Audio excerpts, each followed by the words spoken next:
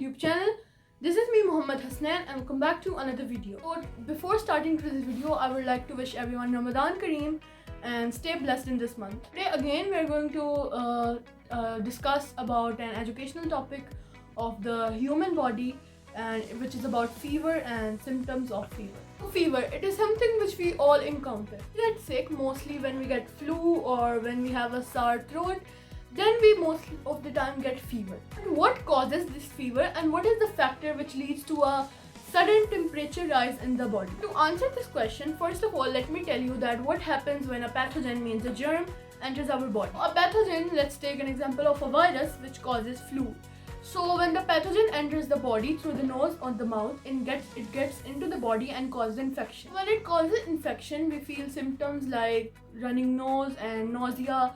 So we feel that we have flu now. So as soon as the pathogen enters the body and it infects inside the body gets alert, and the white blood cells in the immune systems, which we have already discussed in a previous video about white blood cells, they also get alert. White blood cells, like superheroes, get into their roles and go and fight the germs. This means that the white blood cells are now activated and they are fighting the germs to make us healthy again. So during all this process of the white blood cells healing us and killing the germs, the body rises its temperature. Due to this, fever is caused. Basically, fever is not a disease.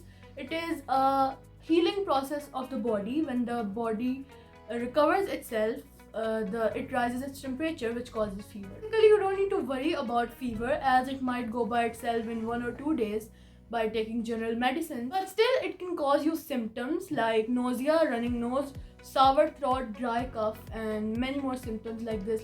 Also headache, which can make you more ill, but it is the recovering process of your body and you might recover in a few days. Don't forget, guys, if the condition gets worse, then don't forget to visit the doctor as soon as possible. For the symptoms of fever and what causes it, now let me tell you about some safety measures which you need to take to prevent the pathogens entering your body and prevent getting it. Number 1, don't touch dirty or dusty things, as they contain bacteria which can get into your body through the hands and then travel through your body. 2, when you sneeze or you see someone sneezing, cover your mouth with your hand or your elbow, and also tell the other person to do so that if some other person is infected, you don't get the virus or the bacteria. Number 3, don't get near to animals which can cause you infection, as they contain infection which can spread rapidly, so stay away from them. And also, when you play with pets, don't forget to wash your hands after that. The safety measures you need to take are: number 1, prevent touching dusty surfaces. Number 2, cover your mouth when you sneeze or someone else sneezes or coughs.